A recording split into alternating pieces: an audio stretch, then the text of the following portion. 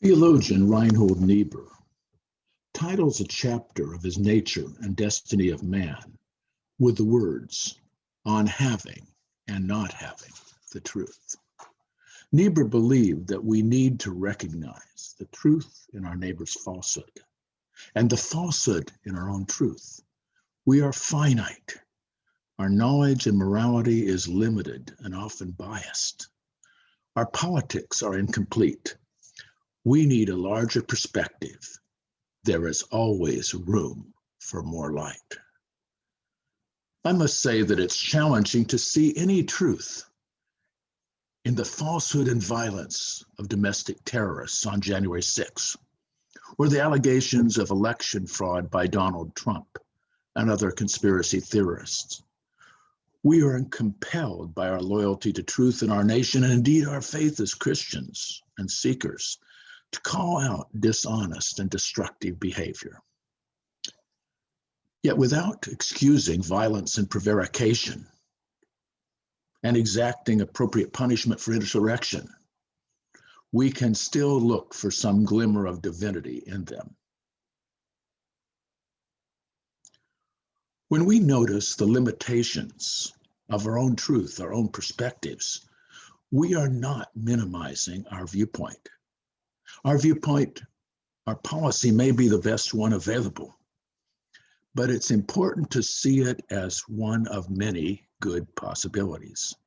In each moment, God presents us with an array of possibilities, and they differ from community to community and time to time and historical situation.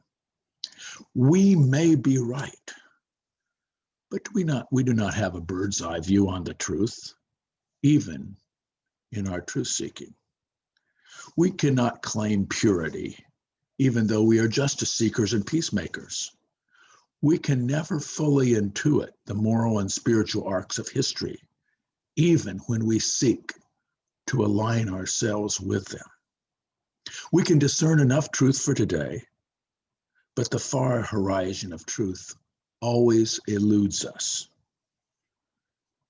There are often many right questions or right answers to questions of political policy. Sometimes it's easier to intuit the wrong ones, as it was abundantly clear on January 6th. Racism is wrong. Insurrection motivated by self-interest is wrong. Leaders fomenting violence and sedition is wrong, even demonic. Yet we need to entertain a variety of good answers and the need at times for compromise. We can glimpse what is best, the best course in politics at a particular time, but it's usually through a mirror dimly. What happened on January 6th, a day that will go down in infamy, was not just manipulation of dishonest and delusional politicians, of leaders and their followers fomenting violence and sedition. Although that is key to what happened, it also resulted from the unwillingness to admit the limitations of persons' viewpoints, the unwillingness to question your own perspective and admit you could be wrong, and the reality of alternative understandings. What happened on January 6th resulted, at least in part, from the confluence of absolutist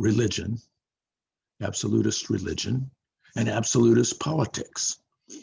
Absolutism or fundamentalism always believes that its truths are incontestable and that others must be wrong. This absolutism leads to the storming of the Capitol and seeking to overthrow democracy. It leads to violence and the threats of intimidation. And in religious circles, it leads often to persecution and damning as heretics or lost anyone who differs from us or belongs to another faith tradition. Process theology counsels spiritual discernment in politics as well as personal life. It counsels openness to divine possibility, looking for the best possibility in the world of public policy, and recognizing the need to move forward despite the imperfections of our own positions. It calls us to stand for truth and align ourselves with the moral and spiritual arcs of the universe as we humbly understand them.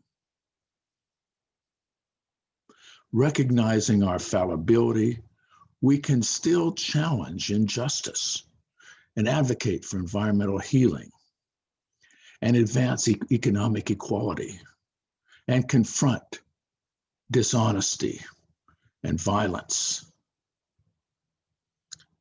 Yet we can be willing to compromise when compromise is necessary. Always remembering, however, that we not pray that God be on our side, but that we be on God's side.